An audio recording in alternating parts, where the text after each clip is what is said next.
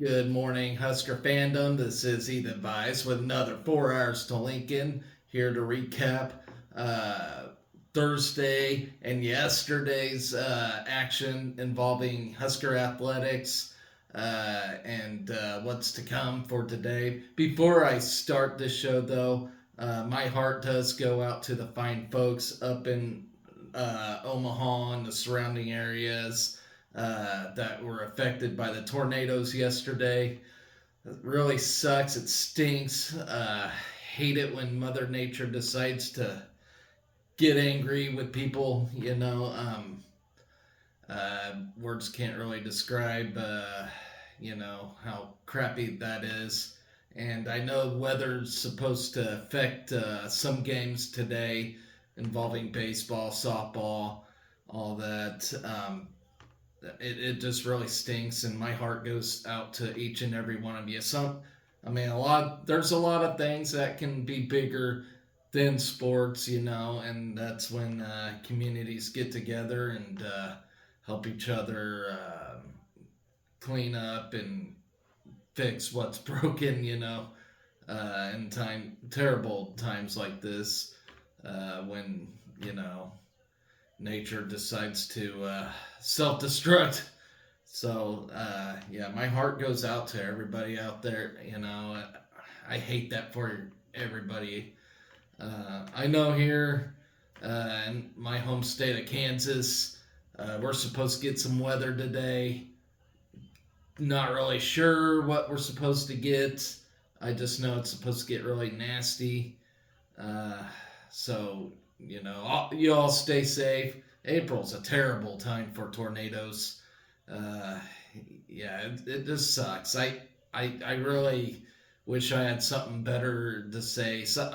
Or help in some way. My show was popular enough. I'd send my proceeds to everybody affected by these tornadoes, but uh, you know, there's not much I can do but pray for y'all. So my heart goes out to all of you. So let me start this thing. Let's talk about Thursday real quick. Women's tennis actually made it a lot farther than I thought they would in the Big Ten tournament.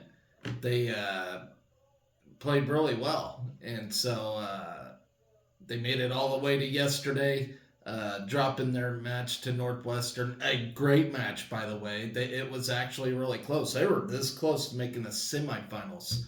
So they did a really awesome job uh, this week this week in the Big Tens. They started from day one, facing off the last seed, and then making it all the way to quarters, which is really phenomenal for the season they have been through. So let's talk about Thursday's game against Maryland real quick. Uh, let's see, behind two doubles victories and three singles wins, Nebraska's women's tennis team defeated Maryland, who is ranked 50th, by the way, 4-2 in the second round of the Big Ten tournament, advancing to the quarterfinals. Action against I can't talk this morning. Action did start against the Terrapins with doubles play on court one. Rafael Lacassi and Maja Petrovic defeated number 73 Minorca Miranda and Maria Budin 6-4, and Isabel Androver Gallego and Lucy Loy topped Daya Chala and Ida Isa on court 3 6-3. Anna Zamburik and Anfisa Danilchenko's match was abandoned at 5-4. The teams moved on to singles competition. So on singles, Maryland evened the score at 1-1 as Androver Gallego was defeated by Kalista Liu 6-3 and then 6-1 on court 3. On court 4, Petrovic battled but lost to Bowden 7-5 and then 7-5. The Huskers evened the score 2-2 as Zamburik forced a third set and topped Chala 1-6, 6-4, 6-2. On court 5, Maria Terranova regained the lead for the Huskers as she defeated Isa 6-3, 7-6, clinching the overall match for the Big Red. And was Danilchenko topping Miranda 7-5, 0-6, 6-3 on court 2. Lacassie's match on court 1 against number 77 Selma Kadar was abandoned 2-6, 7-6, and then 3-2. All right. So then moving on to Friday's action against Northwestern. Really, really good match for what it was. But they did eventually lose to number 34th ranked Northwestern, 4-3 in the Big Ten quarterfinals. In the display of exceptional teamwork, the court 2 duo of Van Visa Danilchenko and Anna Zamburik beat Nina Feldman and Sydney Pratt with a score of 6-3 on court 1. Rafael Lacassie and Maja Petrovic outplayed number 59 Christina Hand and Justine Leong, securing the doubles point for Nebraska with a score of 7-5. On court 3, Lucy Loy and Isabel Androver Gallego battled but dropped their match 6-4.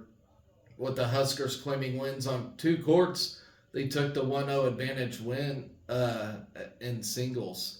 For singles on court 6, Maria Terranova, excuse me, she lost in straight sets 6-1, 6-2 to Brittany Lau. Soon after, Danilchenko lost to number 116 Justine Long, 6-4, and then 6-0 on court 2. Then Androver Gallego battled but lost to Christina Hand 7-5, 7-6. And the Huskers trailed 3-1 until Petrovic rallied and won 6-2, 4-6, 6-0 against Pratt at the number 4 spot to close Nebraska's gap to the Wildcats. Zamburik then evened the score at 3-3, as she won in straight sets, 6-3, 7-6. With the match tied, it was down to Lacassie's match on court 1 as it went on for over 3 tiebreakers, but she ultimately fell to Maria Shusharina 6-3, 1-6, and then 7-6, and Northwestern won 4-3.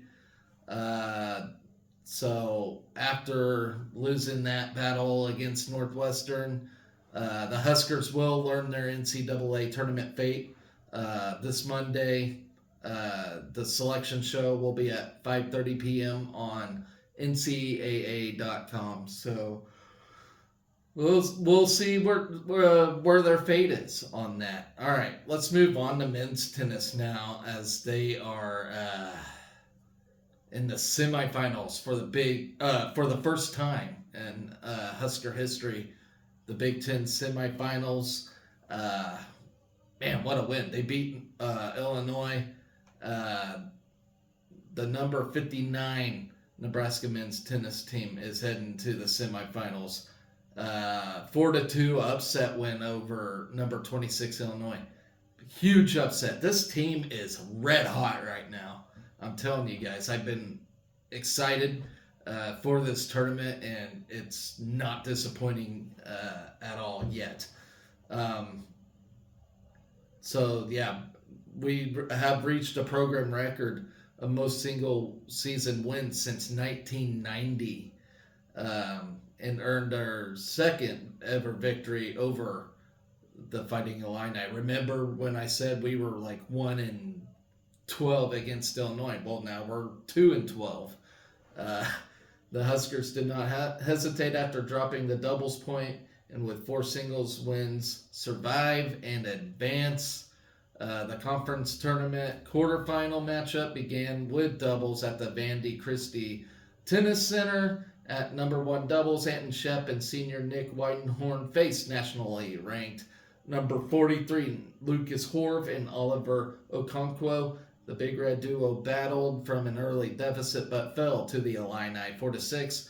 Next to finish was court 2, where Calvin Mueller and Lars Johan rallied in their matchup against Mathis DeBrew and Nita Miyoshi. The Huskers duo were defeated 7-5, and the Illini scored the doubles point. At number 3 doubles, Leo Lindquist and senior Shunya Mariyama were in a tiebreaker against Hunter Heck and Alex Petrov, but the match was left unfinished at 6 8-6. All right. After dropping the doubles point, the four Huskers took their first sets. Shep's match was the first to finish. Tying the match was with a dominant 6-4, 6-2 victory over number 99 Miyoshi at number 2 singles on court 4. Johan battled but fell to Fighting Illini Senior Okonkwo 4-6 and then 4-6. At number 5 singles, Lindquist faced Tyler Bowers and took him down in 3 sets, 6-4, 2-6, 6-4. Court 1 was an all Big Ten first team matchup between number 80 Calvin Mueller and number 42 Hunter Heck. Mueller had a tough start, being down 4-6 and then 2-5 in the second set. The junior rallied to have a dominant finish, claiming a 4-6, 7-6, 6-2 comeback upset win to put the Big Red in the lead. The final 2 matches proved to be tight, both going in third sets to decide the tournament fates of Nebraska and Illinois. Mariama faced Petrov in the number 3 singles slot and rallied to defeat the Illini 7-6, 7 and then 6 or 6-7 and then 6-4, winning the match for the Big Red. Court 6 was abandoned as Rudy Christensen and DeBrew were in a close match, left at 6-4 and then 6-7, 6-6. The Huskers won the quarterfinal match 4-2. With a victory, the Big Red improved its season record to 17-9, are now 6-4 in the Big Ten by defeating the Fighting Illini for only a second time ever in the history of this program. The Huskers claimed their 17th win of the season, a program record since 1990. Nebraska will advance to the Big Ten tournament semifinals for the first time in history. So a lot of firsts after yesterday's win. Mueller's comeback upset win at number 1 singles was a 6th-ranked win, holding a perfect 6-0 record against ranked conference opponents. Defeating Heck also notched the juniors' 27th singles win of the season to pass Toby Boyer and claim 5th place on the single season victories record list. And Toby Boyer was a hell of a tennis player, so that says a lot. When clinching the match, Moriyama also earned his 20th singles win of the season and 70th of his career. On court 3, while snapping Petrov's 6-win streak, Shep also broke a streak of 7 for Miyoshi in the junior's 2nd-ranked straight set win of the season. So, for today, moving on to today at 11, the Huskers will face number 1 Ohio State once again. And hey, we just recently faced them, so we know what to expect from this team. I can see an upset happening here, to be quite honest. I mean, I'm just being very optimistic. If we happen to drop this match, no big deal, because, we're having a heck of a season. Ohio State's the number 1 team in the country, and, last time out, we gave them a run. I mean, Mueller won a match in there, so I'm very excited to see where this team's heading. And I really can see postseason berth for this team. I really can. All right, moving on, ladies and gentlemen. Let's talk track and field real quick. So the Prairie Wolf Outdoor Invitational was canceled due to weather, which really sucks. I don't know if it'll be made up or whatnot, but some other of the team traveled to the Drake Relays. So let's talk about that. Day 1, which was on Thursday, Nebraska distance runners took on the Blue Oval Thursday night, notching 4 top 15 finishes. Taya Skelton earned a top 5 finish in the women's 3,000 meter steeplechase, crossing the line at 10:25:08. to take fourth. On the men's side, Saudio Finner took 21st with a time of 9:14.58. Brennan McQuillan provided Nebraska's top finish in the women's 5,000 meters, placing 14th with a time of 16:16.16. Sam Kirchner ran in the unseeded section of the men's 5,000 meters, taking 11th with a time of 14:26.60. Holden Roos ran a 1:53.20 on the men's unseeded 800 meters to finish 13th. Lindsey Blim placed 14th in the unseeded section of the women's 800 meter with a 2:13.07. Emma Ralston clocked a 37:46.82 in the 10,000 meters to cross the line at 21st. After Thursday evening's distance carnival, Nebraska moved on to Friday, so let's talk about that real quick. They brought in 6 titles yesterday at the Drake Relays. Amelia Flint captured 2 white flags on the day, while Tyus Wilson posted a high jump mark that's tied for first in the country. Really awesome there. After Friday night's big 7-5 in the high jump, Wilson leaped to a tie for first in the NCAA. That mark won the title and moved Wilson up to 5th in school history. It also came near breaking the Drake Relays high jump record. Reed Nelson cleared 6:11 in the university section of the men's high jump to take 4th. Flint and Kellen Kortenmeyer went 1-2 in the open section of the discus, each putting up a personal best mark. Flint threw for 177.2, moving to number 10 all time, and Kortenmeyer went 164.4. Flint brought in another title in the championship division of the shot put, going 54.11 on her 5th throw. Kaylin Meyer added a 3rd place finish with a 52.11 in the university division of the shot put. Kortenmeyer went on to get her own flag, finishing with a 49.11 Meyer pitched in a 3rd place finish in the championship section of the discus, throwing 188.11. All right. In the men's discus, the Big Red put 3 in the top 5. Brett Schwartz posted a personal best of 191 to take 3rd. Cade Moran threw a 183.7 to finish 4th, and Tyler Brown went 183.3 to take 5th. Kevin Schubert placed 2nd in the championship division of the shot put with a 63.2 on his first attempt. Cade Moran took 5th with a distance of 58.10.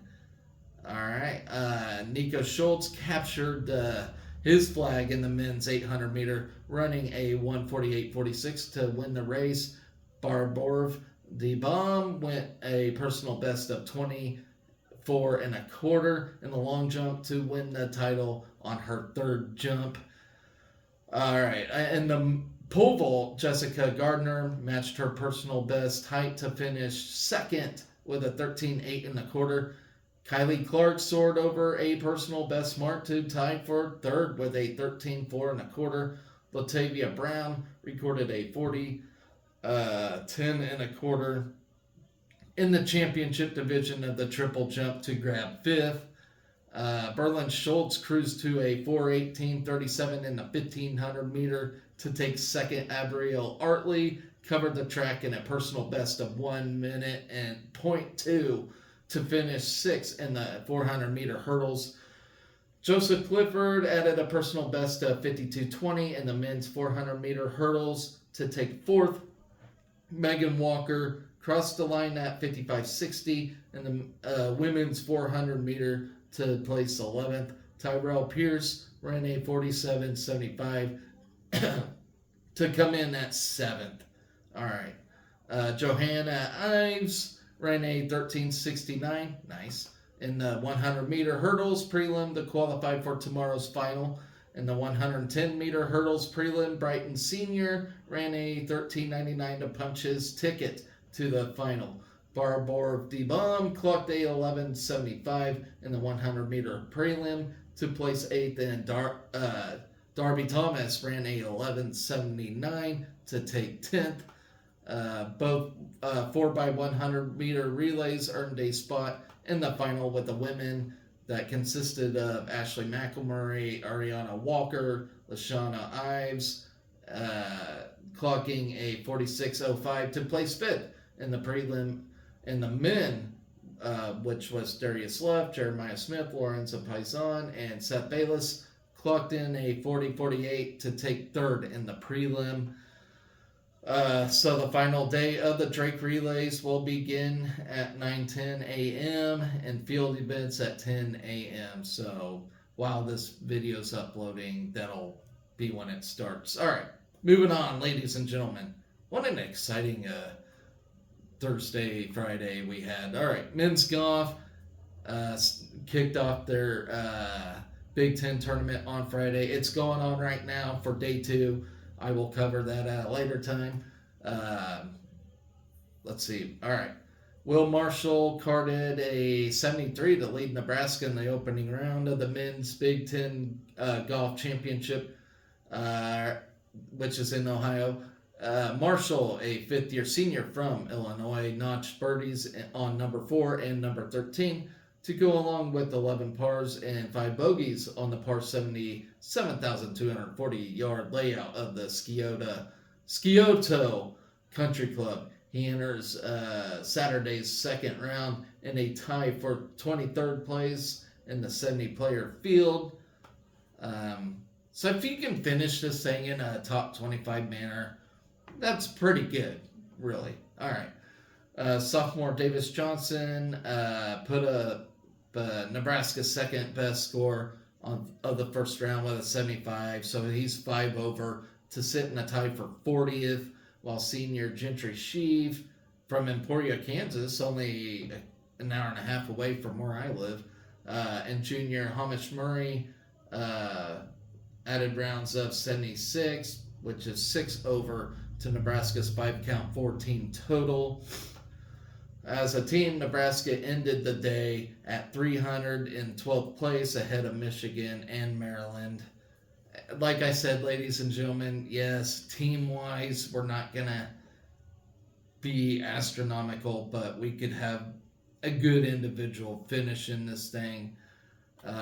Northwestern put together an even par 280 to take a 6-shot lead over second place Michigan State at 286. Purdue sits alone in third at 288, while Indiana, Illinois, and Wisconsin are tied for fourth at 290. Just 10 shots ahead of the Huskers with 36 holes to play at the championship. All right, Michigan State's August Meekhoff produced the best round of the day with a 67. That's 3 under par. He carries a 1-shot lead over Northwestern's Daniel Sabard and James Amai, who both ended the round at 68. Saturday's second round is underway at 8 a.m., so it's already started. So good luck to the men's golf team there. All right, where am I at now? All right, let's talk softball real quick. As I said earlier, ladies and gentlemen, this Northwestern team they are playing is very good. And I would not be surprised if Northwestern did sweep our beloved softball team. It sucks, but the reality is Northwestern is just really good. Nebraska let too many opportunities slip away in yesterday's 6-5 loss. Nebraska did out-hit Northwestern, though, however, 8-6, and the Huskers drew 2 more walks than the Wildcats, but Nebraska committed the game's only 2 errors, leading to 3 unearned runs, and the Huskers were just 1 for 7 with runners in scoring position. One of those errors I remember was Kalen Kinney trying to throw to second.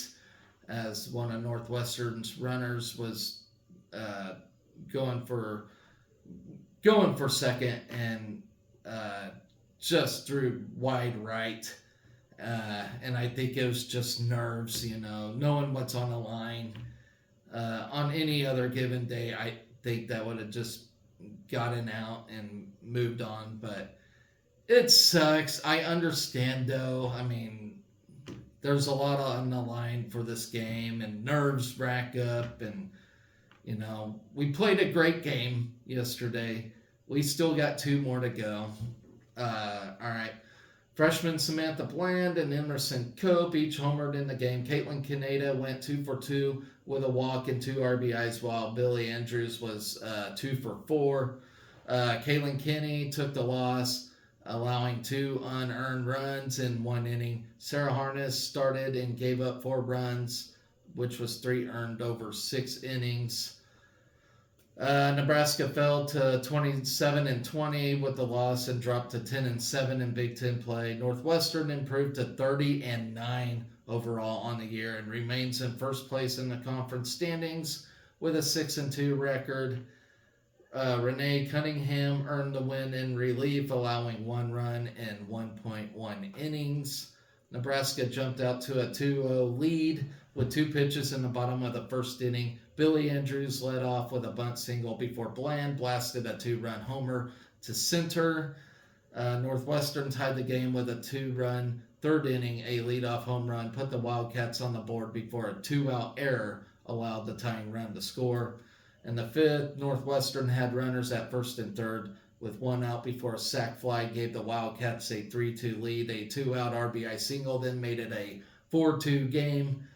In the bottom of the frame, Nebraska had runners on first and second with 1 out following consecutive 1-out singles from Caneda and Billy Andrews. But the next 2 Huskers were retired as Northwestern kept its 2-run lead. The Huskers did convert a scoring chance in the bottom of the 6th.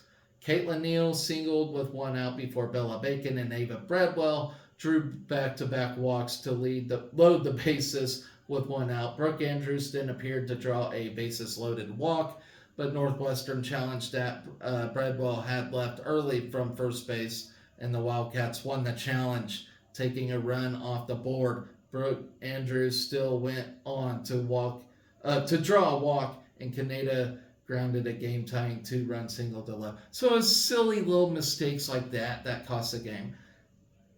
Like I said, Northwestern's a good team.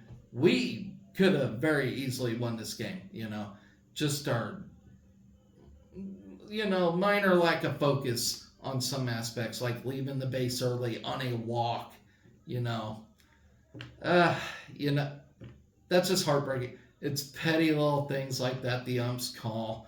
It's just like, But, if we were rooting for the other team, we would just be applauding that, So, it sucks. We could have won this game. We really could have. In the top of the 7th, a bloop single, an error, and a sac bunt gave Northwestern runners at second and third with 1 out. The Wildcats then took a 5-4 lead with their second sac fly of the game, and a wild pitch brought home another run. The second run proved huge after Cope hit a 2-out solo home run in the bottom of the 7th, but that was as close as Nebraska would get. And a change to the original schedule now, Nebraska and Northwestern will play a doubleheader on Saturday, or today, starting at 11 a.m. Nebraska played its 17th one-run game of the season, its most since the 2013 season. 10 of Nebraska's 17 conference games have been decided by 1 run. The Huskers hit 2 home runs off Big Ten ERA leader Ashley Miller, who entered the game having allowed just 6 homers in 135.2 innings this season. So, yes, that was a heartbreaking game. Like I said, still potentially 2 games left in this series. I don't know what the weather's going to do. I know we're supposed to have a doubleheader today to finish this series, which is probably a smart choice. But it also kind of depends what the weather wants to do. Sometimes you just can't predict it, which stinks. Nebraska, Kansas weather, it just does its own thing sometimes. And yeah, it's terrible for diamond sports. All right, so moving on to our last diamond sport for Friday, baseball. With the epic win against Iowa. I've talked some mean trash on this baseball team this year, but you know what? I know where we sit, and I know we're not that great of a team this year. So I'm going to cut them some slack now. Whatever happens with this team happens. But, got a nice win against Iowa yesterday. Beat a rival, finally. Still got 2 games to go, weather permitting on this one. Let's talk about it. Nebraska scored 6 unanswered runs and shut out Iowa over the last 5 innings to come away with a 7-4 victory over the Hawkeyes last night at Haymarket. Nebraska is now 26-13, 9-4 in the Big Ten, totaled 7 runs on 8 hits with an error, while Iowa is now 23-16 and 9-7 in the Big Ten. They tallied 4 runs, 9 hits, and 2 errors. Riley Silva reached in 4 of his 5 plate appearances, extending his on-base streak to 14 games. Tyler Stone finished 1 for 5 with a 3-run home run in the 5th inning. His 3rd straight game with a homer. Josh Overbeek added a pair of hits for the Huskers, while Cole Evans and Josh Caron each recorded a double. Brett Sears took the no decision to remain 7-0 on the season, but saw a streak of 9 consecutive quality starts come to an end. Iowa native allowed 4 runs, 3 earned on 8 hits across 5 innings, while striking out 4 Hawkeyes and issuing a lone walk. Kyle Froelich improved to 1-1 and tied a season high with 2 shutout innings, retiring all 6 batters faced. Jalen Worley tallied his 8th multi-inning relief appearance this season with a scoreless 8th and 9th frame to earn his team high, tying for save for the Huskers. Didn't know where I was going to go with that. Okay, I was struck for a trio of runs in the opening frame, leading off the ball game with a single before consecutive RBI hits gave them a 2-0 lead. The Hawkeyes capped off a 3-run first inning with an RBI double down the left field line to put the Huskers in a hole early. And yes, I just hung my head and just shook it like this when I turned the game on and saw that. I was just thinking, here we go again. All right, Sears responded, however, by retiring 6 of the next 8 Hawkeye batters across the 2nd and 3rd innings to keep the deficit at 3 runs. Consecutive singles from Carey and Overbeek to begin the bottom half of the 3rd, followed by Silva's 1-out walk loaded the bases for the Huskers. Nebraska got one back as Columbus drew a full count walk to score a run and cut the Iowa lead to 3-1. The Hawkeyes immediately answered with 3 straight singles to push the lead 4-1. Sears then set down 5 of the next 6 batters over the next 2 innings to keep the Huskers within striking distance. Brumbaugh drew a 1-out free pass in the bottom of the 5th inning and subsequently stole second in his 11th of the season. The next at-bat, Silva slapped a 2-2 pitch into right field. However, Brumbaugh was thrown out at the plate trying to score. With Silva at second after advancing on the throw, Columbus was plunked to put a pair of runners for the Big Red. Stone then lifted a 342-foot home run into the visitors' bullpen to tie the game at 4 and give the lefty a homer in 3 straight games. Out of the bullpen, Freilich tossed a scoreless 6th and 7th inning to keep the game deadlocked at 4, heading into the Huskers' half of the 7th frame. Following a strikeout, Josh Caron reached on a fielding error by the Hawkeyes outfielder, putting a runner on second base with just one out. The error set the table for Evans' go-ahead RBI double to put Nebraska in front 5-4 after 7 innings. That's when I got excited, obviously. Nebraska added 2 more runs in the 8th inning as Silva plated Brimbaugh, who reached on a fielder's choice on an RBI double to the right field gap. Silva then advanced to third on a wild pitch and scored on a double steal to give the Huskers a 7-4 lead entering the 9th inning. All right. Worthley slammed the door with a scoreless 8th and 9th inning to give Nebraska its 3rd win in the last 5 games. So, finally brewing something here. We're finally cooking something. I hope we keep our foot on the gas pedal. Nebraska and Iowa continue the series today at 1:15. Be on Big Ten Network.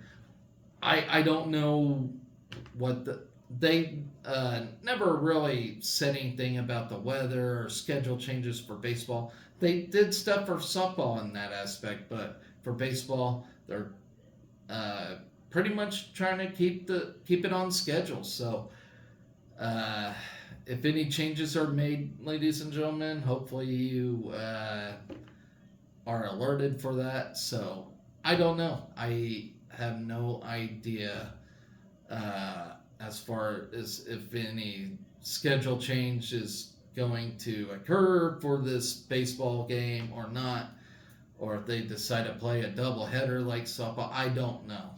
So that's the only stinker, because sometimes you just don't know how Nebraska weather's gonna work at all. Yeah, I'm looking on the website here. It's still no change. So, yeah, I don't know. From there, ladies and gentlemen. All right, so here's what's on tap for today. Men's tennis playing Ohio State. That starts at 11. Track and field is continuing their quest at the Drake Relays. Men's golf continuing their quest. We got the football spring game today. I am excited to talk about the outcome of that. Baseball and softball continued on to game 2. Well, softball game 2 and 3. It's baseball, it's still just game 2 against Iowa. So, like I said, I don't know if anything will change on that. So, pretty fun Saturday for the most part. Except if you live in Nebraska, it might not be so fun. And like I said, my thoughts and prayers are with all you fine folks that may have been affected by the tornado. I really, really wish I could do something to help you guys. It's just, I got family up there, you know. I don't have any family myself that were affected by the tornadoes, but, you know, my heart's still with all of you that are, especially in Elkhorn, you know, the Omaha surrounding areas.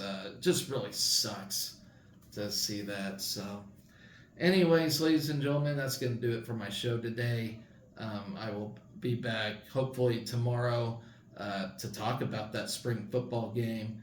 I almost kind of forgot that was going on today, but, you know, with all the other excitement. But yeah, that's probably what everybody's most tuned into, you know. And I'm sitting here talking about tennis. But yeah, we got all of that lined out for today. Always remember, ladies and gentlemen, to be excellent to each other. Go Big Red.